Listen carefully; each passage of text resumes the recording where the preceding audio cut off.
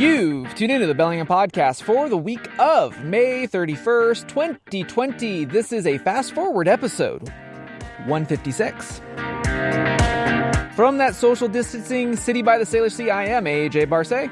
And straight out of 98226, I am Chris Powell. On this episode, normally AJ and I all we want to do is zoom with the podcast. But for this episode, we're going forced bathing. Get your mind out of the gutter, listeners. It's not what you think. You, dear listeners, are listening to the Bellingham Podcast. Social distancing at its finest. How are we, Chris? Loving life right now. You might be able to hear the ambient sound of a plane overhead. AJ Barce, where the heck are we? We are coming to you live on location for once in a long time, abiding by Governor Jay Inslee's social distancing mandate of more than 6 feet on the North Ridge Trail. Right at the top-ish of Barkley Hill. We've done an episode here in the past in the archives where we recorded live on the scene. I just got tired of doing the Zoom thing, and so the weather's nice. We had the opportunity, the stars and the work schedules aligned where I'm like... Weather aligned, dude. Look at this weather, man. Exactly. We're in the beautiful season that is Bellingham in the PNW, and so I'm like, AJ... let's record outside with enough distance apart. For the 2 or 3 walkers that have already walked by on the trail, they would be able to, they would already be able to testify, if you will, in public, that we are more than 6 feet apart and no germs are being spread other than the germs of good tidings of glad joy. AJ, what the heck has been going on for you? Oh man, I'm glad to be outside, and I'm hoping to get more of it. Speaking of which, this is our local-ish report of from the Bellingham Podcast. This is so much better than Zoom because we could kind of see each other, but now it's like in person. It's good. It's old times. And I'm not interrupting you now. I know, right? And it's not, you don't have that weird warble or auto-tune. I got your warble right here. But anyway, go ahead, That's AJ. a warbler. Warbler, yes. I'm looking up in a tree in these wonderful high multiple-story trees if you're living in a high-rise. It's just a beautiful joint around here, and I love being out here. I do too. Shout out to the Cornell School of Ornithology. If you ever are interested in like bird calls and stuff, they have a lot of cool free content up on their channels and stuff. Good to know. Yeah. So but let's get back on track. Back on track. So, of course, I'm Captain Get Out these days, and I just wanted to give another update because our state and our Fed lands have started to change over with the new mandates. And at the time of this recording, we now have some openings within the federal lands, specifically the Forest Service and some of our national forests are starting to open back up here in Washington State. Now, if you're like me and you're trying to figure out, well, which ones are, how do I know whether or not I'm going to get in trouble? You know, what's the difference between a dedicated camping spot and sparse camping? Well, dear listener, there is a little bit of confusion on where to get that information, so I'm going to try to tidy it up for you. There are 2, not 1, but 2 interactive maps produced by the National Forest Service. One that is, I'll call it the visitor's guide. Let's say you've been cooped up for 8 weeks in your flat or at home or wherever you are sheltering in place, and you don't know where you want to go next, but you got to get out. The first one is going to be the actual map, and a link is in the show notes. For the love of gorgeous Jimmy Garvin, drink. And it's called the Interactive Visitors Map. This will show you all of the forest lands here in the United States, wherever you're at, if you're listening to us not in Washington State. But you can zoom into any area, and it'll show you places that you may want to go and scope out. Now, there is a second map. Yes, I know. Gotta love it. A map so nice they want to do it twice? Right. It's built on ArcGIS, and it's called the Emergency Closures Map. Now, usually this map is used for in the case of like if you're going up to Leavenworth and you want to know where in the Okanagan things are burning, etc., or up in Wenatchee. That's usually what this map is activated for. They've updated it for COVID. So if you're looking and you want to know, which PS, and by the way, at least at the time of this recording, a good chunk of the Mount Baker Wilderness is now back open. Hooray! Abiding, of course, by all mandates by the state of Washington for social distancing. It'll tell you what trailheads are open. what facilities are or are not open. And at least at the time of this recording, you'll see a stark difference between our side of the state on the left and the right. Right now, the Mount Baker Wilderness, as far north as us and as far south as Mount Rainier, a good chunk of it is open. Unfortunately, our friends, brothers and sisters in hiking on the other side of the state, the Okanagan, there's a good chunk of it that's still shut down. So anyway, that map, I'm not going to go into details of to what regions and stuff, because I'm just going to point you to the map because it's been updating. I didn't want to give out any dated information. Everything is in the show notes, but there are 2 separate maps. The only other thing I want to follow up is, and I recently had a conversation with a listener of the show. They wanted to get out and stuff, and I just want to point out, also scope out not just the facilities, but be aware of your surroundings and find out what emergency services are available. Remember, we are still technically in a lockdown, and rangers may not be ranging in the area that you're scoping out. But so, you always want to be prepared. I'm not a Boy Scout, nor do I play one on podcast. But whenever you go out in Mother Nature's backyard, remember you're in her backyard. So just be aware of your surroundings and find out what emergency services are available should you get in a pickle. And in case that the pickle involves some kind of wild beast, yes, that also may involve in Mother Nature's wild kingdom. We're guests, yeah, and do be careful out there. Exactly. Nature's going to nature. That has been your update from the Topographical News Network. Maps that caught my eye. Yeah. That's right. All right. The medication's wearing off. Let's move on.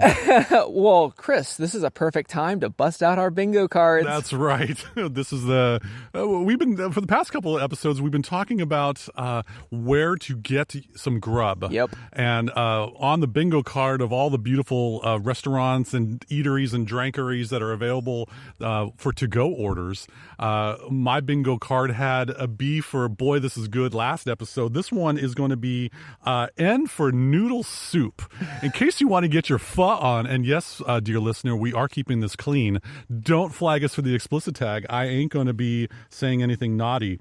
If you need to get your pho, P-H-O, noodle soup, there is a wonderful place just a little hop, skip, and a jump away from the Walmart on Meridian. Please drive past the Walmart on Meridian, north a little hop, skip, and a jump. Pho, P-H-O, Bubble Tea is the name of the restaurant. Got a link to that in the show notes. And for the love of superstar Billy Graham, drink. They definitely have wonderful crafted noodle soups. If you had it before, they'll get you satisfied. AJ, that is on the N column of my bingo card. What's on your bingo card this episode? Well, you're gonna have to help me. This is C4, and yes, I know there's no C in bingo. True. Let's just call it the G for good food. Good food. Okay, there we go. Thank you. Thank you, Captain Analogies. That's right. No, Cafe Roomba. Yes. Our Peruvian sandwich place down off of, what is that? State Street. State Street. Yes. Love those guys. My wife and I, we supported them early on because I love me a good sandwich. Here's the thing. And this is something I want to point out. Usually they're really known for like their pork sandwiches with it's Peruvian style. So it's got like a sweet potato in it. And there's also potatoes on the side with this really tasty, almost like an aioli type of sauce that goes over the top. That's a tasty sauce. Oh, I love that sauce. So here's the thing. Shout out to my vegetarian friends out there because they also do a vegetarian version of that. It's not vegan, but it is vegetarian. Take a look at them and try it out. Be if you're carnivorous or omnivorous or vegetarius. Or herbivorous. Herbivorous, minoris majoris. Let's have a chorus for Cafe Roomba. Boy, that's some pretty good off the cuff. Yeah, I dig that. And also, should you be a listener, a dedicated listener of ours that is vegan in nature, don't forget to check out Vegan in Beham on social media. Hi, Clarissa. What's up, Clarissa? She is one of the fabulous vegan bloggers that covers this beautiful area as far as where to get some grub on. So check in on Vegan in Beham on social media. Yep, because we hadn't really cut that into our bingo card, so I wanted to loop that in. You know what else I want to loop in, Chris? the fact that we might be listening to us terrestrially and forest bathing in Bellingham on Bellingham's very own KMRE 102.3 FM. They are able to get radio waves even here on the Northridge Trail and online with your high-speed internet connection at kmre.org. If you are in Scotland, Qatar, Mongolia, Outer Mongolia, and Sri Lanka, of course, you could tune in to our show. Pick a time zone that could work, do the math. But you can listen to us on their streaming website. We dig them, and we thank them for airing our show Saturdays, at least here in the PNW 98226 zip code, Saturdays at 3 p.m. Yeah, man, I missed this. Like having the live non-latent version of our show is... live non-latent version, the kind where I don't interrupt you and talk over you. Yeah.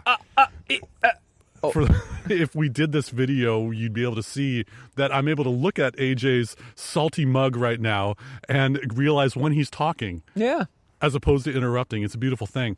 It's kind of like how a conversation should be. But anyway, let's move on. Oh my gosh. This is what you get, folks, when you have Chris Powell and AJ Barce locked up in rooms for 8 weeks. So, new things. Let's just jump right into new. What's the new shiny, Chris? New shiny. We don't really go for the new shiny. However, since our last recording, I've done wonderful curation and draconian mandates as far as what I put on my desk. Paper. and I want to be able to be mindful of what I have in a very sparse work environment. I happen to upgrade, or I'm in process of upgrading my Bluetooth speakers. And for a couple years now, I've been enjoying the Logitech UE Boom. They look like one of the, if you're a fan of the PNW, Taco Del Mar's burrito. It looks like a torpedo. And they provide great sound. I've had 2 of them to provide stereo sound. But I was just getting a little perturbed with the app. Yeah, we talked about them back in like the 30s or 40s of our show. Yes, back in the early days, indeed. Decided to upgrade my technology a little bit. Naturally, I did the research online to try to find the best bang for my buck or sonic boom for my dollar. Happened to find on that website that we often are cautious about going on, Anchor, a product we know and love, has a Soundcore Flare Plus. And the Flare Plus gives you the LED lights down at the bottom of the base, if you will. Boy, howdy, it's loud. Is it? I have it on maybe 1 or 2, and it's sufficient for a room. Whoa. For my ambient music. I haven't put it through its death metal paces yet because, the family's still in the house. And our dog, I still care for our dog, and I don't want to deafen it. Oh, your poor pooch. Anyway, should you be interested in what I'm talking about, it's about the size of a big old handful of Bluetooth speaker. It's got a little bit of a strap for a carrying case. Okay. If it's waterproof or not, whatever. I don't care if it's waterproof because I'm not taking it to me poolside. USB rechargeable? Yes. Gotcha. Micro USB. It comes with one. Yeehaw. But anyway, I really like just good sound quality. I don't need to invest in something that has a voice-activated assistant from one of the big 5 companies. And growing. Yes, and so I've been enjoying that type of music upgrade. Coming soon to eBay, 2 UE Boom sticks. Now, does the Soundcore need no app, right? It does have an app because I can update the firmware for it, right? Which I had to do. Plus, I can adjust the EQ from it, and I can adjust the light scheme. Got it. They've got the party mode, whatever. They've got the chill mode. For the family, right? The family, dance raves you guys throw these days? Well, I'm old. I'm not much for party raves for a Bluetooth speaker. But I do like a little bit of a light show when it's dusk. Yeah. It's a nice, pleasant effect. Anyway, they've got an app that can connect to it via Bluetooth. Yay. It's free. Download it off your app store of choice. Blah, blah, blah. Plus, I found a nice little addition to my office lighting. A little bit of a tabletop rechargeable LED lamp from Aukey. How do we spell this thing? Aukey. Yeah, that's how I say it. Aukey. Yeah. Cool. Got a link to that should you want to check that out. It's about $28 at the time of this recording. Yeah. And I just found it's a nice way to cycle through some lights. It gives me a little bit of a postmodern feel to my office work environment. Yeah, and I looked into this because I was just like, what is the lamp? Because I knew about the Soundcore, but this lamp, does it? Can you change the color spectrum of it so it's warmer or cooler, or is it just warm or light? One touch gives the low intensity. 2 touches gives it medium. 3 touches gives it high. If you touch and hold after your intensity of choice, it'll cycle through all the colors. Oh, okay. And then if you tap it again, it'll lock in on a particular color. Huh. So if you want the blue light, like I always love my neon blue light, once it gets to the blue, I tap the metal ring around the base. Sure. And it locks in on that. Yeah. So and when I looked it up, it's like 30 bones or so. Yeah, roughly, give or take. Honestly, because previously on our show we've talked about like LIFX and stuff, having smart bulbs and stuff. If you want to have warmer light, and you just need it as a desk lamp, this would be like half the price of like a LIFX, which is kind of nice. Another, for what it's worth, we have a lovely little niece who comes over to stay overnight, and for a night light on the minimum setting or the lowest setting to cycle through the colors, that really gets a 6-year-old to fall asleep fast. Good to know. Somewhat hypnotizing should you be wanting to have a little something for the kiddos and have a little bit of cheddar, or for a gift idea for a relative who has the little kiddos. This could be a great idea. It's rechargeable and it can be portable as well. Oh. I get about 8 to 10 hours of life on it. But yeah, give it a try. AJ, what's new for you? So mine's going to be weird. What else is new? Yeah, right. Very, very nautical in theme, I guess. So the first thing is, a few weeks back here in the United States was Mother's Day. I put in a very interesting order. My wife, to whom I love and adore and cherish, she is a food nut. That's what she went to school for. And that's an affectionate term for absolutely. She went to the higher education to get farming, agroecology, ecogastronomy, dietetics, all that other jazz. All of the things that deal with basically from seed to your gut. That's basically what she studied. The STG, if you will. The STG. She is the OG of the STG. Nice. KO. Anyway, obviously anybody here in the Pacific Northwest, we all love and cherish our waters and stuff. And on a different podcast, the guys over in the UK that I've mentioned before, the Zulu Time podcast by Mr. Zulu Alpha himself, which is Darren, and at timely_moments, Dan, friends of the show and stuff, they brought on this really cool guy by the name of Graham. And Graham is a diver out of Northern Ireland. And so I'm listening to this, and of course he's a bit of a watch guy, and that was kind of the hook. What I found interesting was the fact that this is he has a company that's a family-run company out of Northern Ireland called Peninsula Kelp Company. First of all, one of the coolest logos you've ever seen, because basically it has this old school hard hat diver's helmet type of thing, and peninsula, where the end little serif is the kelp that he sells. Really? Yeah, he's a diver for kelp. He tends the waters off the North Ireland coast in a 7mm wetsuit, and as he calls it on this interview on the Zulu Time podcast, his Mark I lungs. He free dives, Chris, in cold, blankety-blank waters, because I will keep this clean, to go harvest kelp and dulles, but the green style of kelp and this red style of kelp. So after I listened to this interview, I had to look into this because, one, I love kelp. I mean, anybody here that's grown up in Pacific Northwest, I mean, we've had kelp in our chowder, kelp soup, and stuff. And so it was something new, different, and just hits on all cylinders for my wife. Reached out to Graham, put in an order, and got a lot of tasty stuff. Ordered some kelp straight from Northern Ireland, some dulles. And he also makes things like kelp popcorn. So, are we talking about Bubba Kelp no, products or something here? Hear me out. We're getting into a zone here. No, so him, I believe it's him and his wife, basically make 10 or so items out of the actual kelp that they harvest. So like they take popcorn and they'll put dulles and kelp flakes, or I'm just going to call them tasty sea flakes, all over this popcorn. He also got into roasting his own coffee. I mean, take a look at it. Anybody from the Pacific Northwest that's interested in the sea, you got to take a look at Peninsula Kelp Company, because like if you didn't know better, you would think that this was a local-based company. Like, well, we live near the Olympic Peninsula. Yeah, right. We grew up there. Typically speaking, when you hear peninsula around here, you think the Olympic Peninsula. But no, this is not that peninsula. So if you want something that is a small business, supporting a family who is very passionate about the sea, I got that impression, and all of us here are very passionate about our Salish Sea. I feel like they're the goods in my book. And Graham, make no mistake, that feeble attempt that I tried to make about a movie reference from Bubba Gum Shrimp to try to tie in all the stuff, tip of the hat for having a career or a calling involving deep diving or diving into cold waters from someone who sits at a chair or a desk all day. Tip of the hat from the Bellingham podcast right over here, yo. Yeah, so anyway, so take a look at Graham's operation, Peninsula Kelp Co. Links are in the show notes. Right.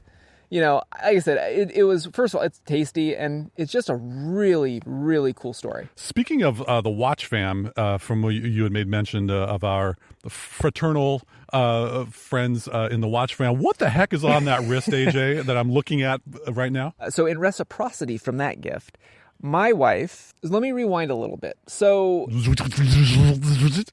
very good. So...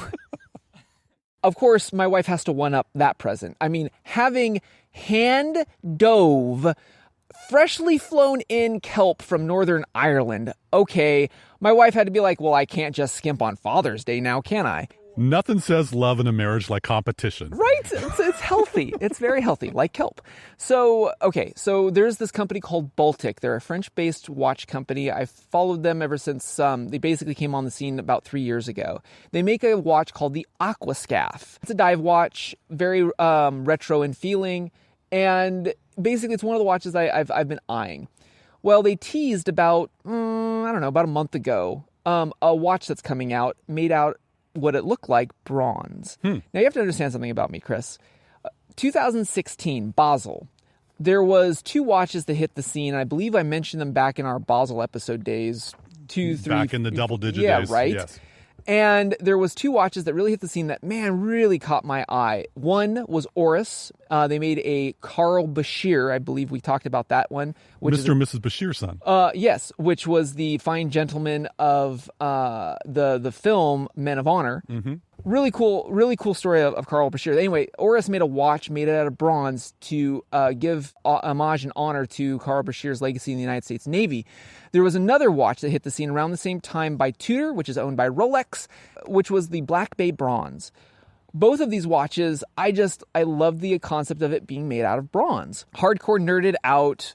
I love the look, not my size. And I've tried the Black Bay on before, and I just knew it wasn't going to work. So I kind of dropped it. But your wife was paying attention. My wife loved the idea of a bronze watch. It's not gold. It ain't steel. And so I showed her this tease, and she knew that the Baltic was a little bit smaller. It's 39 millimeters in the case for the Aquascaf. So anyway, I showed it to her, and she goes, oh my God, that could be potentially gorgeous. What's the dial going to look like? Because it's a tease, right? And I go, well, I don't know, but if it's got numerals, God, I'm going to want it. Yeah, because that's the one thing that the Aquascaf and most divers don't have, is that usually you have triangles and circles on the dial, and I want something with numerals. And lo and behold, when they teased a very sapphire blue, it's a sunburst dial, almost like a sunburst guitar, time only, with 12, 3, 6, and 9 on it, and a gilt dial, which means it has like a gold paint on it.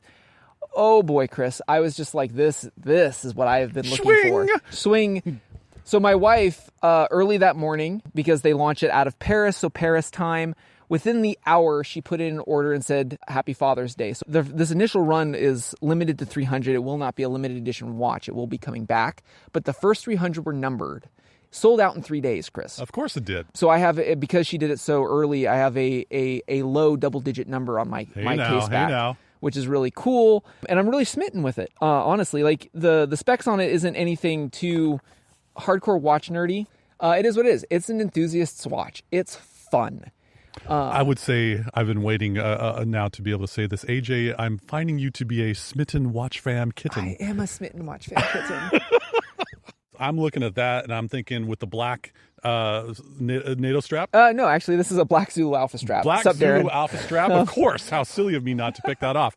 But as we progress towards 200, that watch face of the bronze, and somewhere on the gram, I would imagine you're going to be highlighting this. That's going to turn out to be one nice looking timepiece. So here's the thing about bronze watches, and I say this very trepidatiously because... Oh, don't be trepidatious, be bold. No, so here's the thing about bronze watches is if you're a watch enthusiast and you're going after a bronze watch, you're got to be kind of committed to it, because it's a watch that once you wear, you're going to be hard pressed, I think, to flip, because once you touch it, the bronze starts to patina. And that's what really drew me to the concept of a bronze watch, Chris, is it shows its age as the wearer does. And that's something that I've talked about in the Analog Explorer and stuff, is that, the watch, however you wear it and you live your life, no two watches are the same. I just had been slowly waiting for a small 40 and 20 watch that is made in bronze with an aesthetic that really appeals to me. The other thing I love about this is that because it's French, the French design, you can't really, it's not really an homage. It draws from a lot of vintage aesthetics, but there's no, oh, it's a Sea Dweller inspired, or oh, it's Panerai inspired. There's little elements of everything, which makes it very quintessential French. When I looked at it the first time, it reminded me immediately of Jules Verne's 20,000 Leagues Under the Sea. That's immediately what drew me to it, and I love that story. And the fact that it's made by a French company, assembled by a French company, it just hit on all cylinders. The movement is a Miyota 9038 movement, which is Japanese built. Again, sings my praise because I love Japanese-based movements. Like I said, it fits me. Absolutely. And that's what I love about it, Chris. Talking about the flipping of timepieces or other possessions and things like that. If I recall correctly, Warren Buffett, as part of his just outstanding investing acumen, he was reported to never selling stock. Very rarely would he sell shares of a stock. He'd always keep it. You have something that, why would you want to flip this? I know. No. And even though it's a low double digit, blah, sesame seed bun, watch fam newbie here, and it looks great. It's got a story that you just shared with us. Plus, it's memorable for the 2020 Father's Day. Yeah. Go AJ's wifey. Go AJ's wifey. It's Father's Day. Yeah. It's Father's Day. And that's a great memory for that. And here's the other killer thing is that this is the first dive watch. My wife literally, she stole right after I had taken it out of the box. She's like, I think it's pretty too. And she started wearing it. Oh, there you go. So it's a watch that literally husband and wife could wear. And that is a rarity, especially in the watch fam. That is a rarity. And for a preview of the Father's Day episode that we'll be talking about, I'll probably be checking in with you about the patina progress. Like I said, I don't want to go deep into this watch because I've only had no pun intended. Yeah, Captain Nemo would be proud. Like I said, I'll go more in depth with it later. Once I've only had it a week on wrist, folks, so I'm not gonna squee about it or anything. There's some quirks about it, and once I suss it out a little bit more, I'll talk about it more in depth. But all in all, like I said, early Father's Day gift. Thank you, Wiffy. So the last bit of our show is this new quality assurance segment. This bit of the Bellingham podcast has been sanitized for your quality assurance. There we go. I've been really enjoying a lot of it. It's hit the zeitgeist as of late. A lot of articles that you might find on the web about it. My wife and I have been watching this documentary. It's a 10-episode docuseries, if you will. So I am a child of the 80s, and I am a young man of the 90s. And part of the fun that I had in the good old days of the 1990s was the ascent of a sports dynasty that was the Chicago Bulls. And ESPN picked the right time to have a 10-episode docuseries called The Last Dance. And this was a documentary about the two potential three-peats of this basketball team, but it went so in depth. It went 20,000 leagues in depth. There it is. And had so many interviews with the players, with the periphery people involved, and they do the wonderful Tarantino moving back and forth in the storyline, or at least in the timeline of all this. I found it to be fascinating. Man. And you look at something that was polished on television, and you look at the superstars and how they're larger than life, and then after watching this 20 plus years later, maybe I'm in a different mindset where I was always one to be a fan of sportsmanship, but dig dang, these guys were jerks. Got to keep it clean. Wow, there was out of this world egos. There was such thin-skinned, hair-triggered, dare you to slight me, and I'm going to besmirch thee on the basketball court. I'm taking off my white glove and slap across the face. It's just, wow, there's so much behind the scenes. It's an enthralling documentary, whether or not you are a sports fan or a Bulls fan from the 90s. And we're about ready to see the capstone episode 10 soon, but from the first 9 that I've seen so far, I wanted to crack TV it, but of course life occurs and we don't want to be totally sitting in front of the TV the entire time. Sure. AJ, what would be new in the quality assurance department for you? So I don't have a book or podcast or bit of media. I mean, as we're all kind of either in various phases of lockdown and stuff, I have more of a recommendation of something to do, especially since we've been in our own spaces for so long. Freshen up a room with a can of paint. Oh, that's my wife decided to do that for our bedroom. She just wanted something a little bit, in this topsy-turvy times, just something to bring a little bit of life back into a place.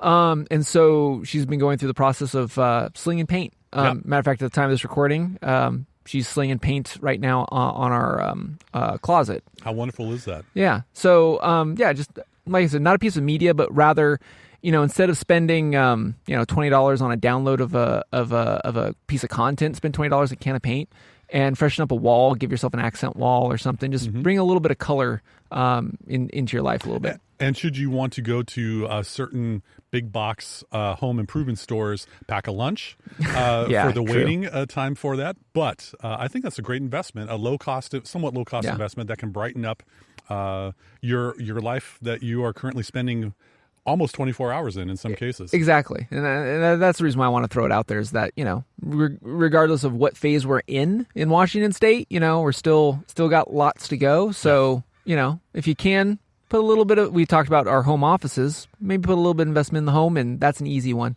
Absolutely. Well, let's take a quality fork in this episode then. That wraps it up for this 156th edition of the Bellingham Podcast. Thank you again so much for listening to us, rating us, reviewing us, wherever you like to get your podcasts in the world.